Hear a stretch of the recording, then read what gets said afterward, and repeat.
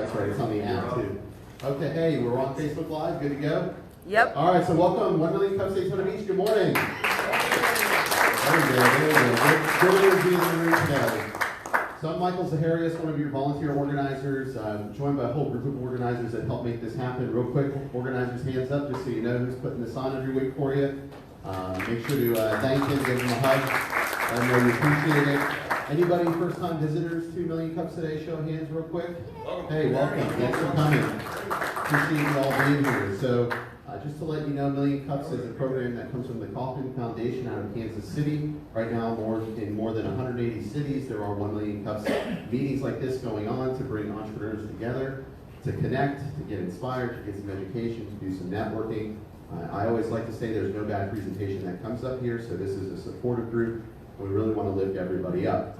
So with that all being said, we have today a really special treat for you. This is going to be our second, what we call Resource Day. So you guys typically know we have somebody come in and talk about their business and who they are and what they're doing. But every once in a while we mix it up and we bring in a little bit different program. And so the Resource Day is an opportunity for you to hear from 3 different organizations that are here in the community that are doing things to support entrepreneurs. Of course, your business might be able to take advantage of these, but I know that we all know somebody that isn't in the room today that can use what you're about to hear over the course of the next 30 minutes. So, help be a champion for what you hear today and spread the knowledge and spread the love. So with that being said, we're going to have Connie Burnell from the Volusia County Business Incubator powered by UCF. She's going to come up first and give us an overview of what she's doing with that program. Then Dr. Stephanie Miller from the Embry-Riddle Aeronautical University Research Park is going to talk about their organization. And then we'll also have Mindy Herzog from the U.S. Commercial Service talk about their organization. Sound good? Yeah. We're ready to get going? Yeah. All right. Please help me welcome Dr. Connie Burnell from the Volusia County Business Incubator.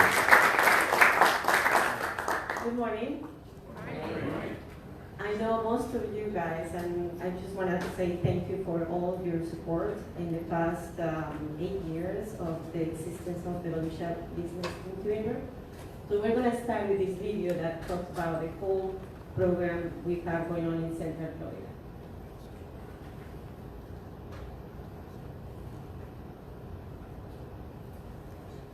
Accelerate and grow into financially stable companies. Business incubation is a comprehensive process that can include everything from office space and one-on-one coaching to the development of growth plans and valuable connections to a variety of business development services. In a nutshell, anything that will help a scalable company grow smarter and faster. Only growth-oriented businesses are eligible to enroll in this program because our mission is to help our client companies grow and create additional high-wage jobs within the region.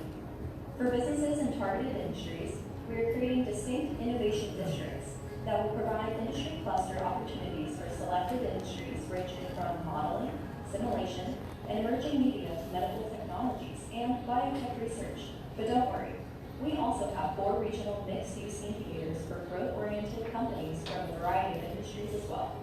By helping businesses accelerate to the point where they need to hire employees and continue growing, the UCF Business Incubation Program strengthens the Central Florida economy while continuing to grow local success stories and attracting new talent to the region. Any company seeking to enroll in the UCF Business Incubation Program should fill out an online application demonstrating their ability and desire to grow, and then enroll in the next Excellence in Entrepreneurship course, which is required for acceptance into the Business Incubation Program.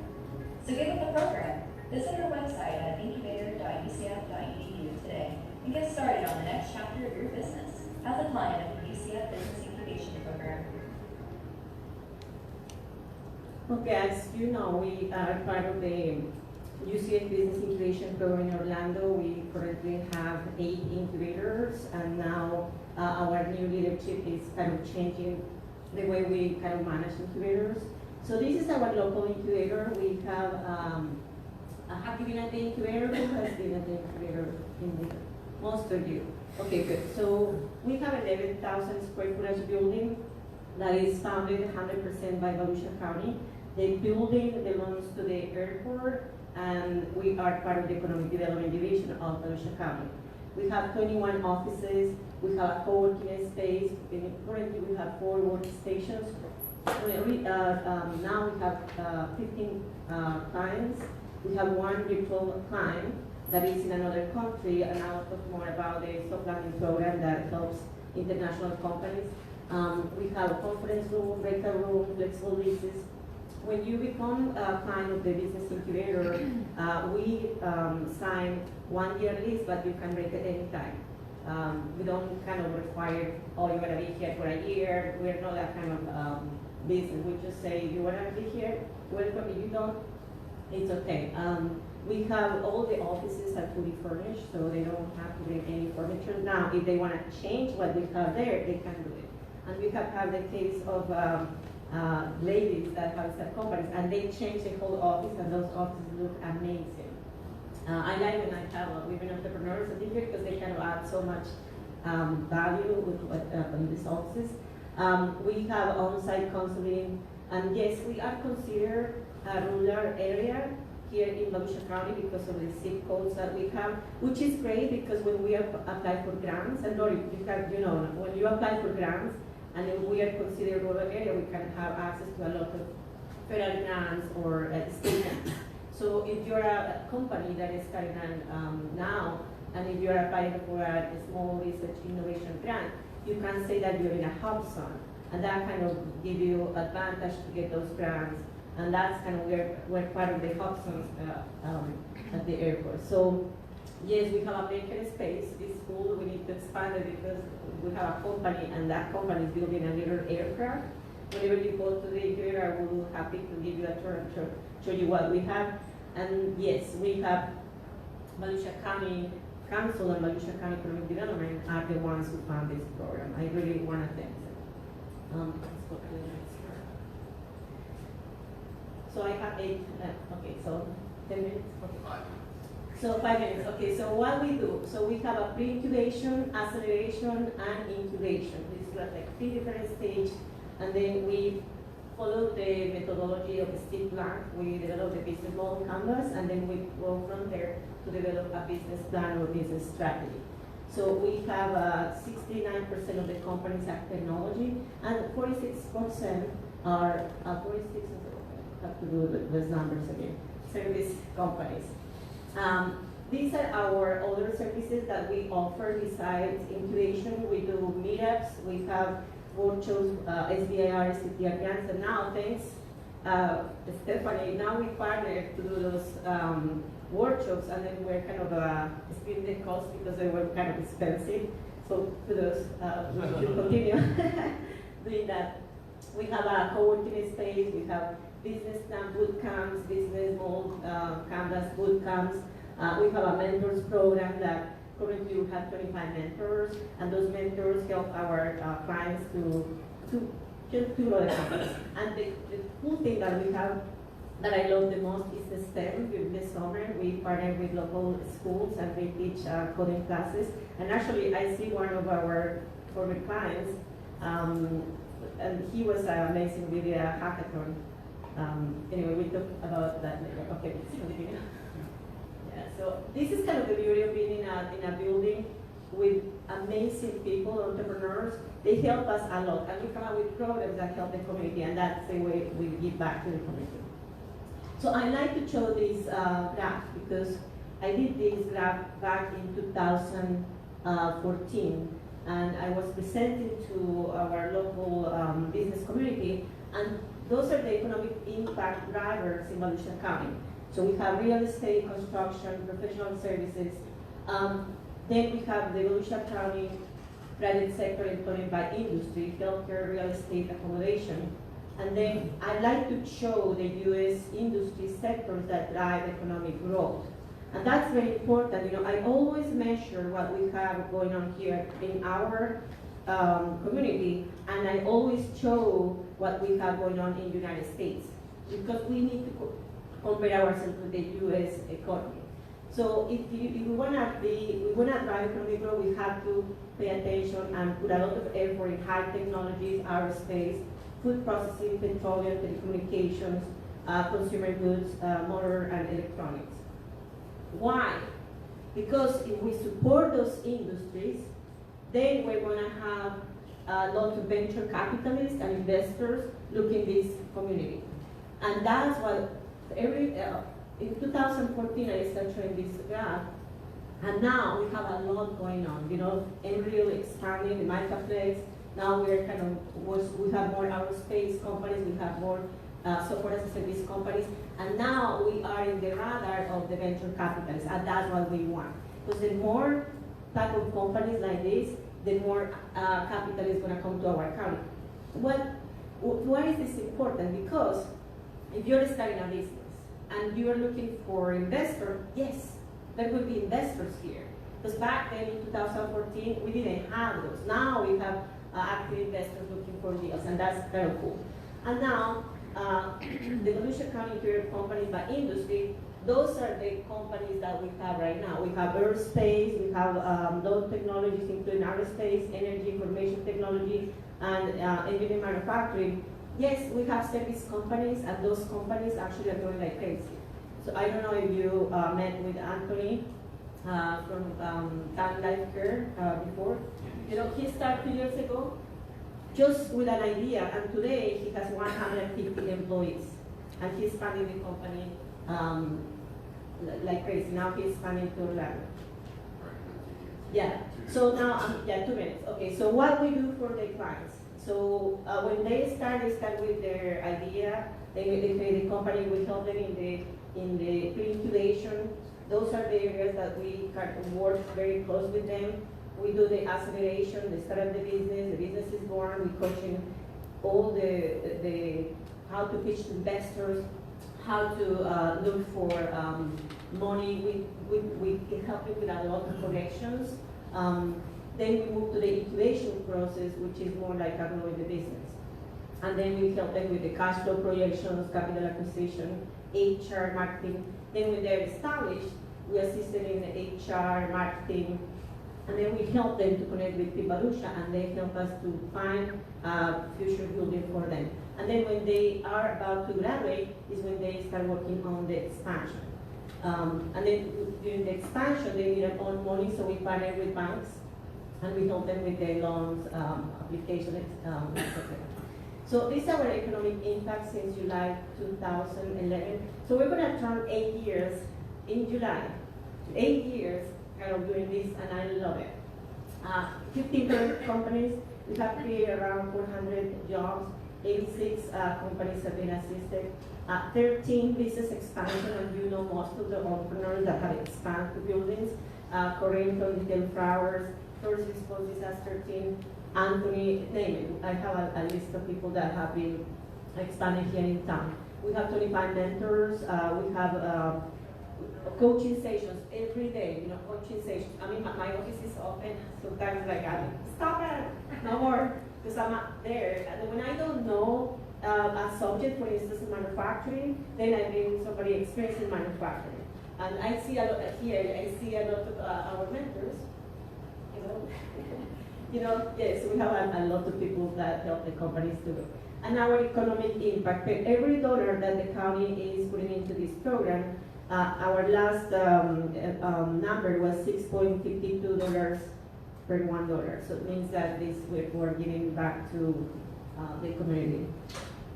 Now, another thing that we do that is very, now is becoming like the NFL for student entrepreneurs is the Innovation Challenge. So we partner with the Dr. Kearns, and then we come out with the Kearns Foundation Innovation Challenge. So those are the companies that have been our winners. I have mentioned, this is our first place winners. So starting since, it's been 6 years doing this. First winner was Aquasol, then we have Diesel Life, Seasol Shade, Gear Innovations, Quick Click Road. So from those 6 companies, 4 are still in business, and they're growing, and they're making huge impact. That means a lot. So students studying companies before they graduate, and now they're pitching, getting money, and they're just very successful. And that's what it is about. Thank you. Great job.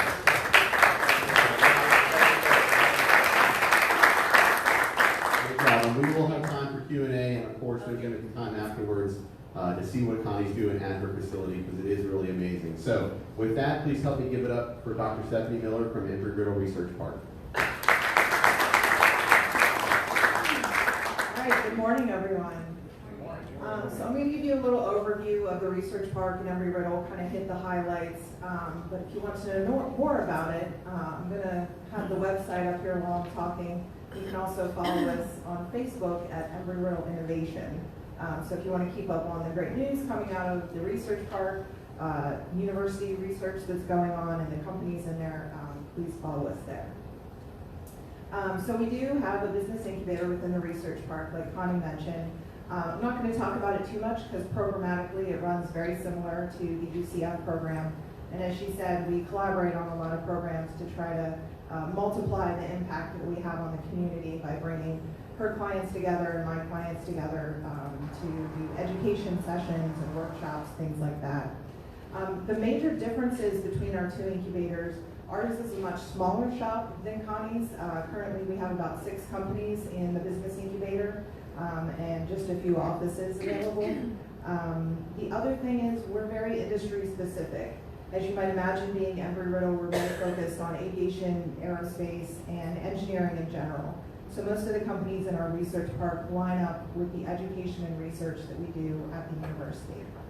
And if you're interested in seeing some of the companies that are in our incubator right now, our webpage, we have kind of listed here all the different parts of the research park, and under the incubator, all of our client companies are here, and their logos click through to their website. So if you want to learn more about them, please go there. So, go back to the main page. Okay. A little bit about the research park. The goals of the research park are to, one, of course, increase university research that happens. We want to be getting more grants and contracts and having our faculty and students doing research at the university. Second, doing industry-university collaborations. Embry-Riddle wants to be known as the go-to place for industry, the industries that we serve. When they have a problem, they can bring it to us, work with our faculty and students, and we'll help them solve it. And then even broader than that, our goal is local economic development, similar to the UCF incubator. High wage, high paying jobs, high tech companies in the local area to do economic development. And I'll talk a little bit at the end about what we've accomplished in our first 2 years being open, the stats that we've collected. So in the research park, the first building is called the Microplex. It's been open for about 2 years, and it's a mixture of Embry-Riddle labs, tenant companies, and the business incubator. So a little bit about the labs, because they might interest you if you have a company, if you're looking for some engineering help or collaboration. Again, on our website, there's a whole listing of all of the labs that are within the research park. So you can see them all listed here, and if you click on any one of them, it'll tell you about what goes on in that lab and what sort of equipment is available within it. So look at those at your leisure, but one thing I wanted to point out here, there are about 10 labs in the research park, but there are many, many labs on the Daytona Beach campus in general. And if you click on the labs and facilities off this page, you can get a whole listing of every single lab, a description of what they do and what equipment is available. So if you're looking for some engineering services, you find something in there that makes sense for what you're doing. It has contact information and everything, so you can leverage our faculty, our students, and the labs and facilities. So that's a bit about the labs. And then if we look back again. So as I mentioned, we have the business incubator and our companies there, but we also have kind of flex lease space where we have our tenant companies. These are companies that are a little past business incubation. You know, they're not just 1 or 2 founders in an office figuring out their business model. They now either have significant funding in, you know, maybe they've raised $500,000, $1 million and are starting manufacturing, or they might already have a product in the market and are looking to do R&D or prototyping of a new product. So our tenant partners have anywhere from 500 square feet up to 2,000 square feet. As I mentioned, they're a little further along, usually have more employees. Sometimes they're also a smaller division of a larger company. So for instance, one of the companies that R2 incubators and many other groups within the community were instrumental in bringing in is a company called TechFit. And they are a company that's been in Colombia for about 20 years, a long time, many years. And they wanted to come into the US market, do some R&D on a new product line. And so they have 1,000 square feet within the Microplex and are doing titanium 3D printing. They also work with the soft landing program at the UCF incubator. So our tenants that are in the Microplex, again, are all listed here. You can click through and read a little bit about each of them and see what they're doing. So the Microplex was the first building, and we opened it in March of 2017. The research park is now expanding. We have a state-of-the-art wind tunnel that was completed in January of this year. It has speeds of up to 230 miles an hour and a really advanced imaging system to look at the wind flow through the tunnel. So we have some projects that are just starting in there. Under construction right now is our first research hangar. Like the Microplex, that space will have university research happening in it, but also have lease space for companies that have need for a hangar to do their own R&D. And one of the kind of defining characteristics of our research park will be taxiway access out onto the airport property.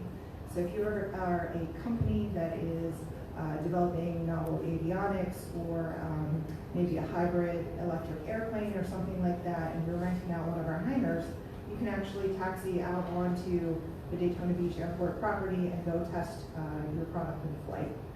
So that's something that's very obviously unique among most research parks, and being right next to an airport, we're lucky to have that kind of resource available. And then we have a little bit of extra space that we're going to figure out what the next building will be. Most likely, again, it will be a mix of university researchers and companies. We found that to be a really great model of how to build our buildings, because it kind of promotes the interaction between the university and the companies within our building. It also promotes interaction between the companies themselves. Just being located together, a lot of them have started collaborating together, putting in grant applications, becoming customers or suppliers of each other. And again, being pretty industry specific in every riddle, it kind of helps that they're all working in similar fields and can often work together. So what are some of the outcomes that we've had? As I mentioned, we opened in March of 2017. So in March of this year, we did a survey of our companies to find out what kind of economic impact we're having here in the community. So as of March, and of course these numbers have gone up since then, we've had 17 companies that have been either residents in the building or part of our incubator program. 76 Embry-Riddle students have been interns at those companies. This summer we've got a lot of interns in, so we're probably hitting triple digits by now. So a lot of our students are getting real world experience within these companies by interning. $10 million have been raised by companies within the building. So they're being successful. The help that we're giving them is enabling them to go out and raise money from investors, from angel groups, things like that. 33, and this is as of March, more have been created. 33 full-time high-tech jobs have been created in the Microplex with an average salary of $60,000. And that excludes benefits, equity options, things like that. So from those stats, we feel like we really have a good start in our first 2 years. We're doing the things we set out to do. And as we continue to grow the research park, build more buildings, and bring in more companies, we think it's only going to continue from there. So that's just a quick overview, and I'll be happy to take questions when we do the panel. Thank you.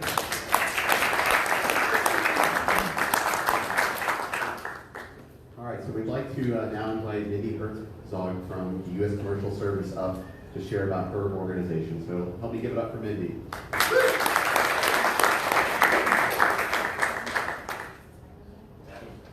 Unless you want to go for no mic. I don't know how will you guys be able to hear me in the back if I talk?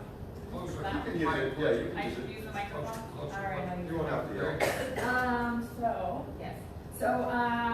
Let me ask you this. How many of you guys are selling any products or services overseas? Anybody? Okay. So, for those of you, that's great. 90% 95% of customers are overseas. So if you have a business that has a product or service, you're gonna wanna look at some point to go overseas, and that's what my organization does. Okay, so I'm gonna be very brief.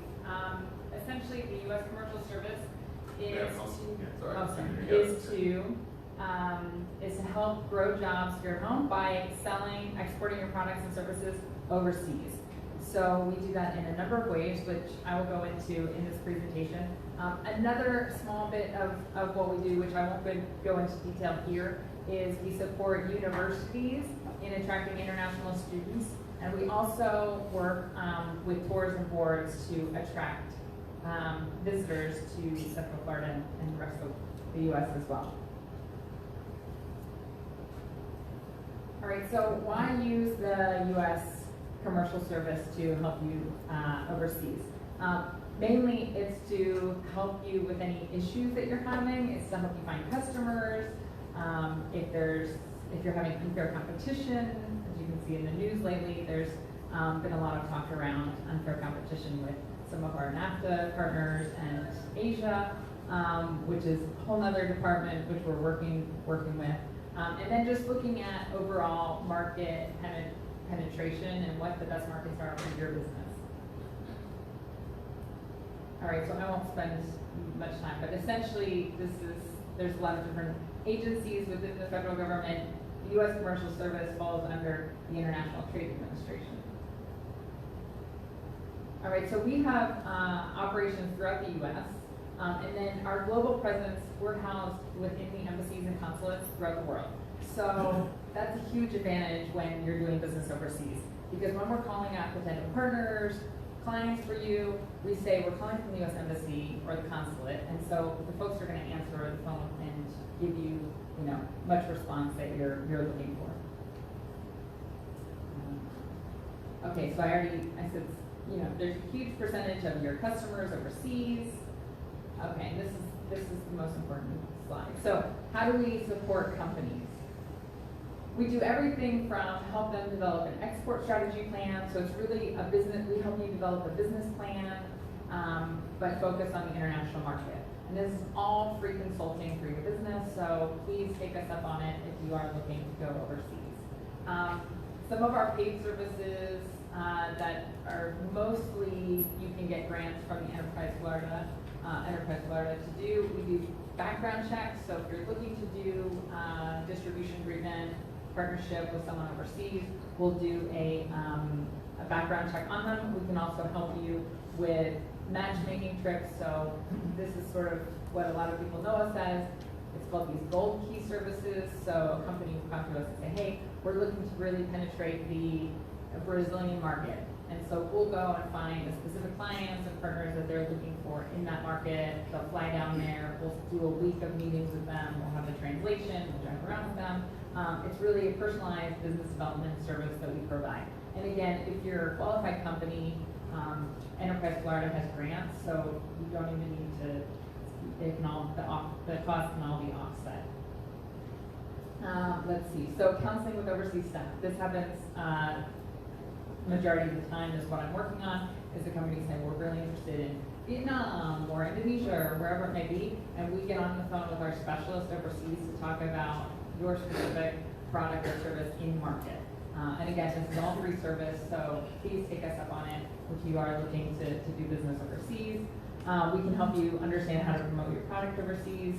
A few months ago, I did a website globalization over at Daytona State. So we can help you look at your website and figure out where the best marketing dollars are in terms of where you should be going overseas. As an example, in Brazil, everyone uses Facebook, everyone uses WhatsApp, even the business community. So if you don't have a business page in Portuguese in Brazil, then you're missing out on a huge market opportunity. We help advise on export regulations and compliance. A lot of people don't know that, most people know that you can't sell to North Korea, Cuba, and Iran, but a lot of people don't know that there's people in Canada that you can't sell to. So we help you understand all of these regulations to make sure that you're selling to great people. We do a lot of trade shows, both overseas and the US. So there's the big one that I know a lot of Central Florida companies are going to in the next month is Cosmocroft in Vegas. So it's a huge beauty personal care show. And we have buyers coming in from about 20 different overseas markets. And we're scheduling one-on-one matchmaking meetings for companies, US companies, at the show for them. We do this at a lot of different shows around the US and the world, so if you attend any trade shows, we can support you with that. A lot of the big trade shows overseas, again, Enterprise Florida has grants, so you know they just were at the Paris Air Show, which most people know about. A lot of those companies that were there have gotten grants to be able to go. I'm going to be working with them with Medica, which is a big medical device show coming up in Germany in November. So again, we work really hand in hand with Enterprise Florida to support the businesses around here in getting their products and services overseas. Hold on. 3 minutes. Okay, I'll be very quick. So the one thing that we like to do is this international expansion blueprint for companies.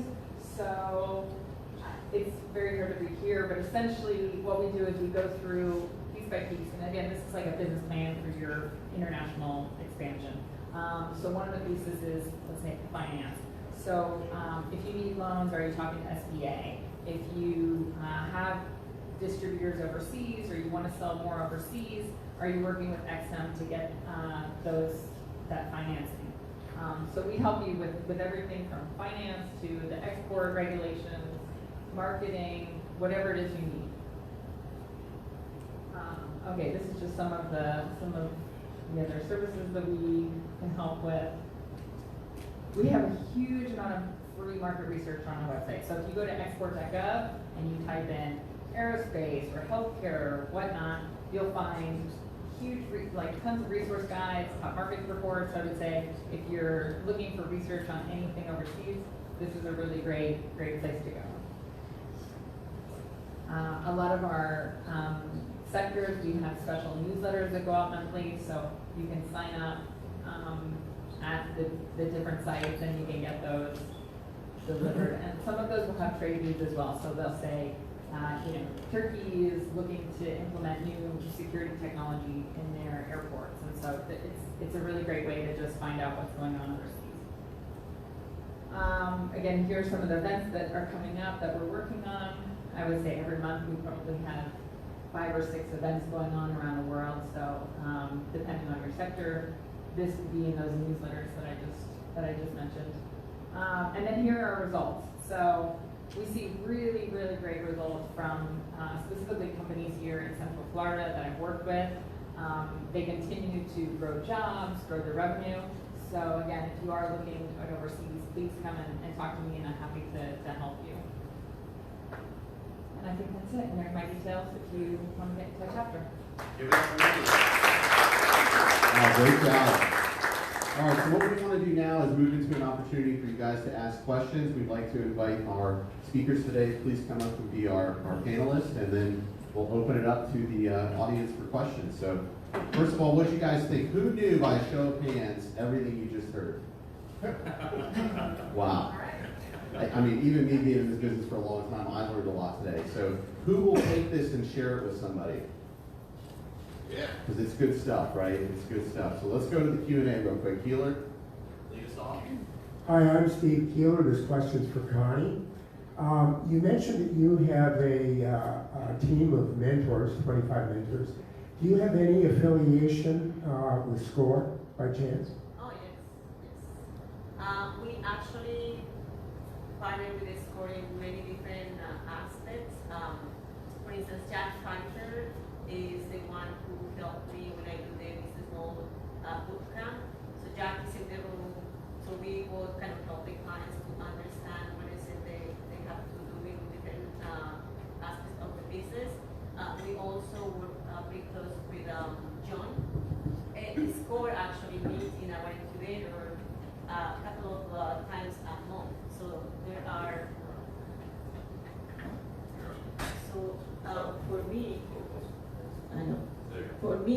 when I mentioned that we haven't done this alone is because sport, SBDC, Embry-Riddle, all the people, business community here have been helping us a lot. Remember, we are a two-man operation, like it's me and a program assistant, that's all. And then we help a lot of people there, but it's because of the partners that we have around. So you take advantage of the existing local resources across the board. That's Yes, great. yes. That's great. You know, we don't want to step in anybody's toes. We just want to partner with them because they have, like for instance, Jack.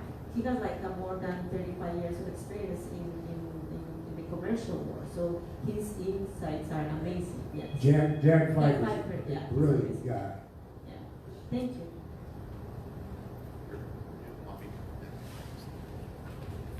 First, I want to say thank you for all your ladies here.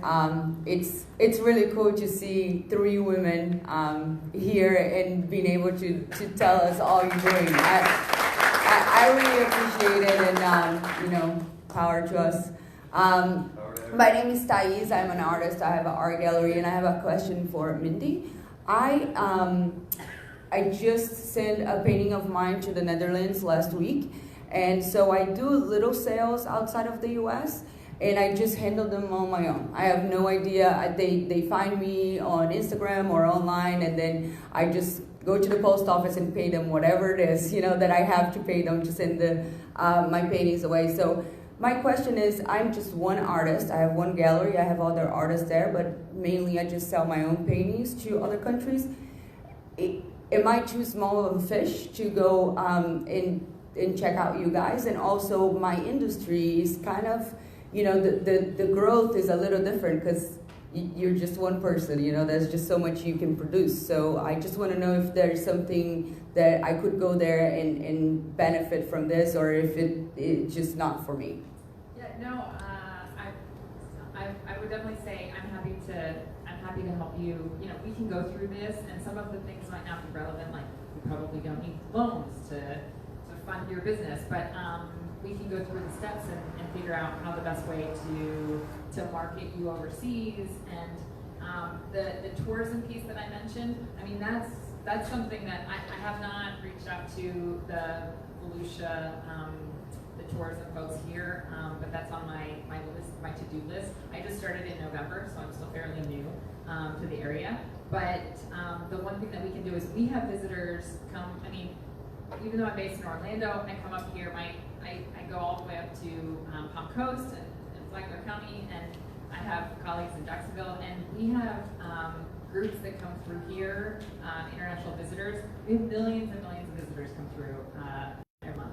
So we would be happy to bring tours through to your gallery, to the different areas to showcase them. So that's the other piece, is the tourism piece. If you do have a gallery that we can showcase, we're happy to tweet about it and blog about it and stuff overseas. Awesome.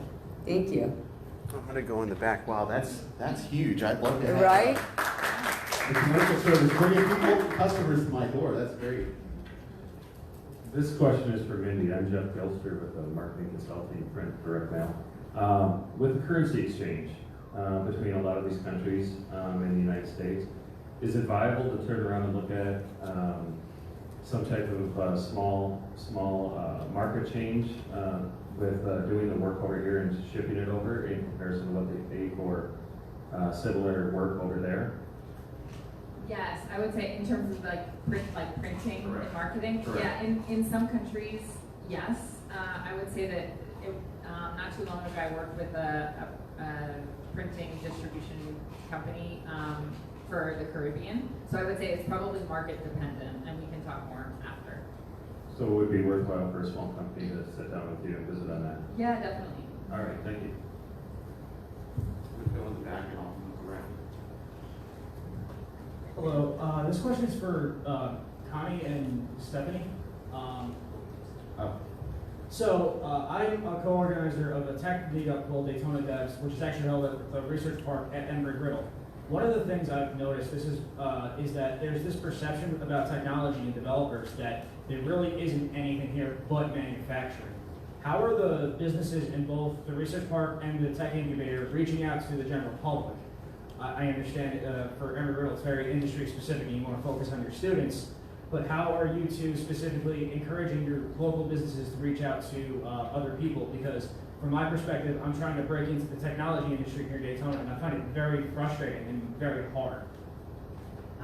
So do you mean like how might we bring the community together at the research park, or?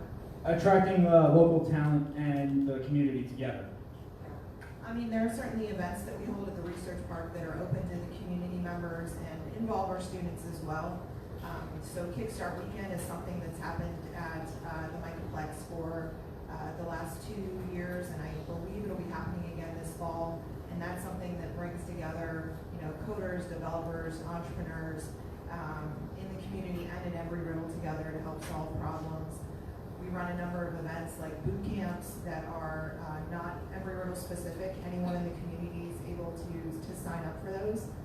As far as the outreach that happens, a lot of it is online through social media, through the Embry-Riddle newsroom, and honestly through targeted emails.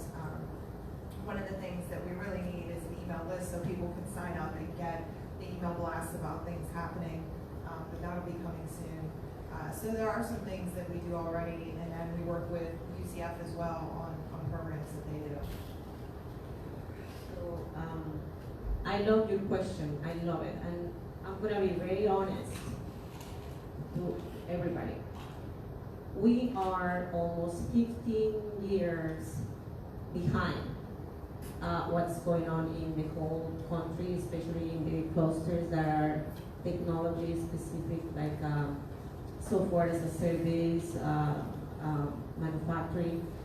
But we're working on that. We're changing that, right? And we have grown this entrepreneurial community very fast in the past 8 years, but we have to continue. And I understand the frustration because, it's tough to find a job as a developer in one company because we don't have those type of companies yet, but we are growing those companies. Like for instance, before, many of you know Corinne from Details Flowers. So her software is built in Ruby on Rails. We couldn't find the talent here, so we had to go to Orlando. Finally, we found the talent in Daytona State College, and she's growing. So we have to continue educating the students on what is this language like looking for.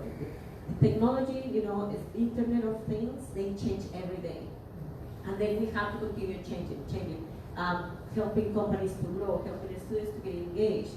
So I feel like we have an issue, that we have a problem there, and we need to be entrepreneurs. Let's find a solution. And one of the things we are working with our team with Mike Zacharias and IC Brand is kind of to change that. We want to involve more the business community with the students, with people like you. You're a developer, we need your talent. Now we need to find a company that will hire you. So, it's just, we're working hard on that. And thanks for the question, I really like it. So we're gonna be huge, I'm thinking that maybe 5 years, 10 years from now, we are going to be booming in terms of more companies that you can go and work for, and we have to continue. We cannot give up, and you see me afterwards, and then we come up with something. Another question here in the back. Yes, my name is Dan Hargrove, and I thought I was retired. Deepers in U.S. Commerce, I actually participated in the TOPS program way back when. And thanks to Enterprise Florida, on a trip I found myself in a U.S. Embassy at Bogota one time, which would have never happened on your own. So I appreciate that. The fact that we are only 30% of the world's wealth and 70% is outside is a real problem for Americans as a whole. Now, for Embry-Riddle and UCF, I want to congratulate you two, whether you know this or not, but your robotics department got a nice contract, about $900,000, to do LiDAR imaging for oyster reefs down Edgewater. And what makes the technology so unique is they can actually survey map oyster bars that are hidden behind the mangroves that a riverboat can't get to. So that is a tremendous market that's coming forward. And yeah, I'm going to be talking to all three of you afterwards.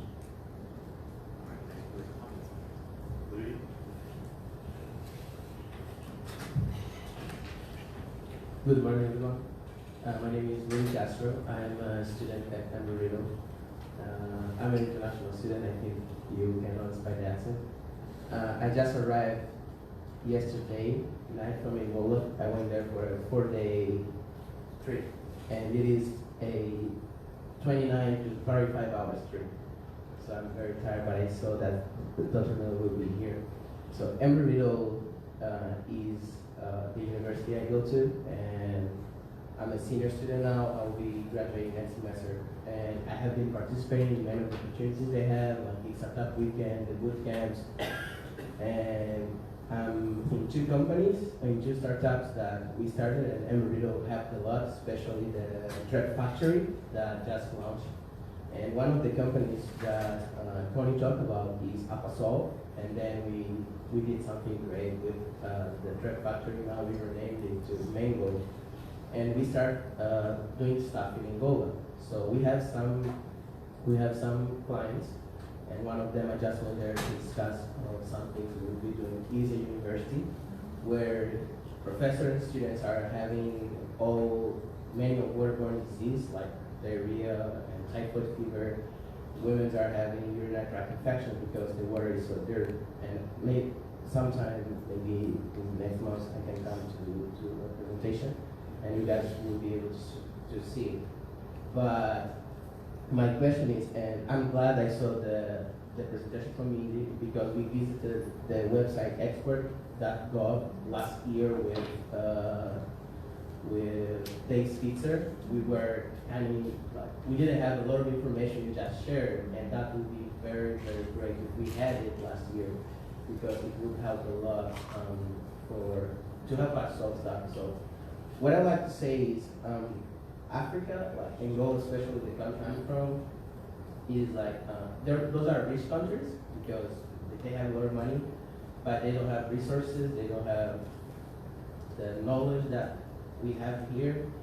And what I can say is every time I go there, I feel like I'm going to the past, like I'm going in the 80s, even though I'm from the 90s. Comparing to the history of US when you study it, like the problems they're having, and every time I come here, I'm feeling like I'm going to the future. And I see solutions here, like I see stuff going here, and I think, okay, if the future is doing that, let me go to the past and do this. Because having filters at home, for us here, is something normal. Everyone who is building a house, they know you gotta have filters, but there, even people who are middle class, upper class, for them it is still, okay, yeah, let me buy a filter. It's something that they don't do. And we have a lot of opportunities, but the thing is, I'm an international student, and some of these opportunities or some of the resources that are available here, for example, for me, are not so, we don't have access to it, and that would be great maybe if, since Dr. Miller is in the microplex, maybe since Amarillo is trying to solve and help other companies, maybe we could help give you more insight of how we can help or what do we truly need so that we could come together and maybe bring those resources together. And also, I'd like to know, like being an international student and what kind of resources are available to us so that we can expand and help Norwegian and expand and bring business here and open high-paying jobs and stuff. Okay, so I have an answer. We have a case of international students from Amarillo graduating with aviation super smart, 2 guys, and they are from India. So they came to the incubator like almost 2.5 years ago and said, Tony, we don't want to leave the United States, we want to start a company here. So what I do, I'm in the international, I know about international business. So I said, okay, do you have this amount of money? Yes. So they start working with an investor visa. So they create a company, and that company now is Aerocity Technologies. So they create a company, became investors in this country, investor visa, and now they are with a visa as investors, and then they have grown the company like crazy. Now they employ 15 engineers, and they are building a little cargo plane in our maker lab. and they are, they have contracts with Boeing, with Department of Defense, and they were able to secure a contract with the bank in Oman. So that's the beauty of international students that, and especially, you know, and me too, because I'm from another country, and as you know, I'm agree with you. When I go back to my country, I feel like I'm going to the past. But that's an opportunity, because then we create products here, and then we go back and sell it to them. That's what is going on with this company. So they have connections in India, they have connections everywhere in the world, and they're selling like 70% of their sales are from sales that are making in another country. And that's the beauty of a startup, because usually the startups don't succeed because they don't have local sales. And then I said, look, if you have connections in your country, go and sell in your country, bring the money here and continue working on your startup. And that's what's going on right now. You know, and I encourage you to visit me, and I will connect you with the immigration attorney. Once you graduate, then you apply for investor visa, and then you can start a company. Once you have the status of investor, then you can work on that. And there is not millions that you have to invest. I will tell you more about it. All right, we're at time, so let's give it up for our.